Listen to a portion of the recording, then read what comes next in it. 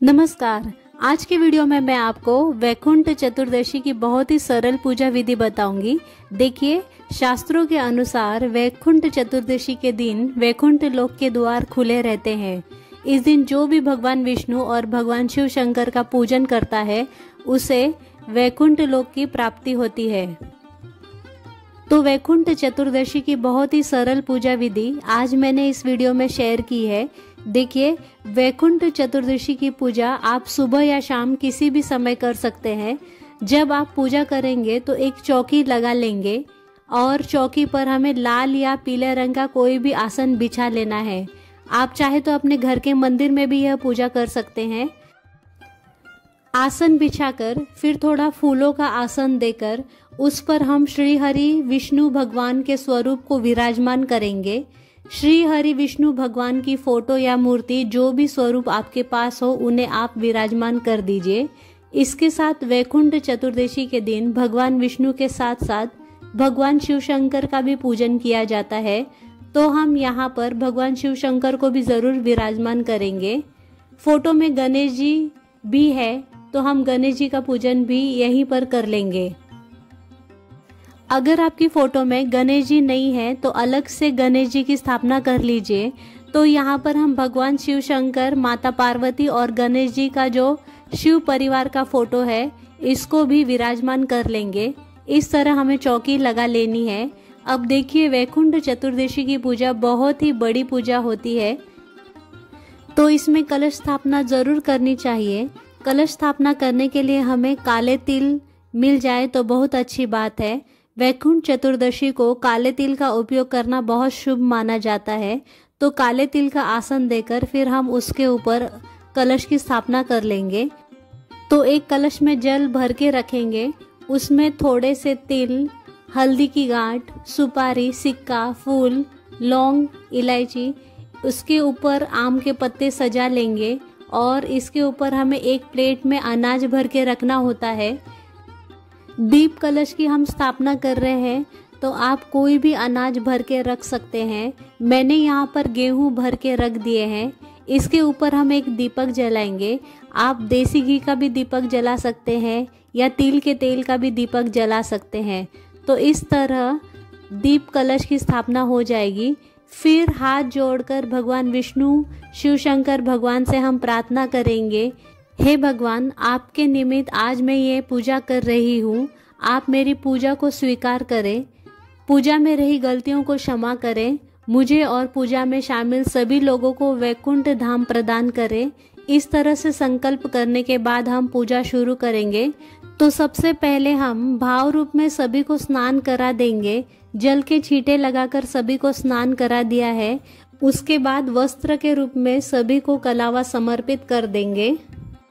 तो गणेश जी को, विष्णु भगवान को, भगवान शिव शंकर को, सभी को हम कलावा समर्पित कर देंगे। उसके बाद हम तिलक लगा लेंगे। तो सभी को हम रोली से तिलक लगा देंगे, लेकिन भगवान शिव शंकर को रोली से तिलक नहीं लगाते। भगवान शिव शंकर को हम सिर्फ चंदन से ही तिलक लगाएंगे, बाकी सभी को हम चंदन रोली से तिलक लगाएंगे। उसके बाद अक्षत यानी चावल समर्पित कर देंगे तिलक के ऊपर।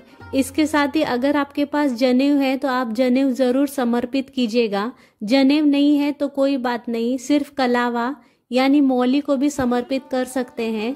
फिर हम भगवान विष्णु को तुलसी समर्पित करेंगे और इसके बाद भगवान विष्णु को तुलसी समर्पित करने के बाद भगवान शिव शंकर को हम भांग, धतूरा, बेलपत्र, जो भी उनकी प्रिय चीजें हैं वो समर्पित कर देंगे, जो भगवान शिव शंकर को प्रिय है। मैंने भगवान शिव शंकर को बेलपत्र समर्पित किया है। उसके बाद हम फूल समर्पित करेंगे। इसके साथ ही हम भोग समर्पित करेंगे। तो भोग में आप कोई भी ऋतु फल समर्पित कर सकते हैं, कोई भी मिठाई समर्पित कर सकते हैं। आप घर पर भी मिठाई बना सकते हैं, बाजार से भी ला सकते हैं। साथ ही हम जल जरूर समर्पित करेंगे।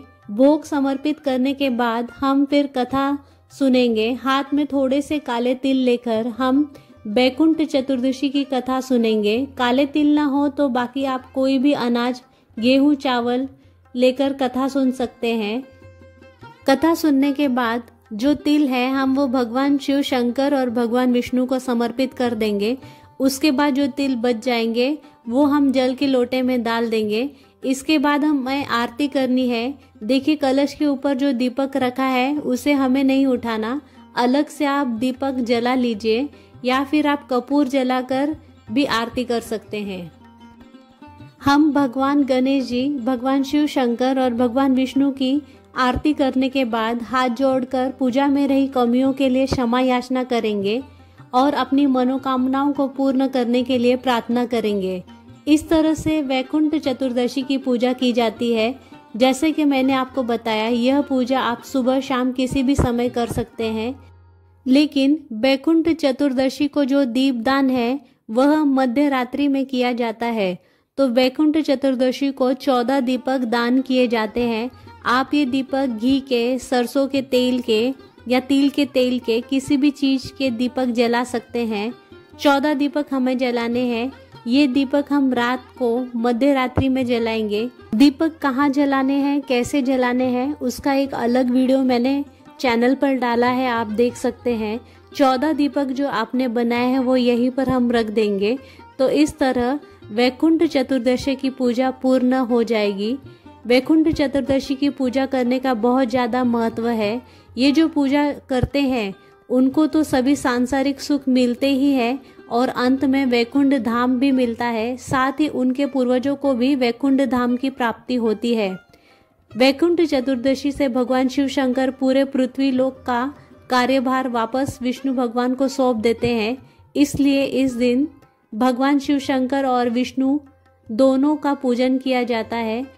जैसा कि मैंने आपको बताया, अगर आप अलग से चौकी नहीं लगा सकते तो आप घर के पूजा घर में ही, जहां आप रोजाना पूजा करते हैं, वहीं पर ये पूजा कर सकते हैं। अगर आपको मेरा ये वीडियो पसंद आया हो तो प्लीज़ लाइक एंड शेयर करिए और मेरे चैनल को सब्सक्राइब करिए। Thank you.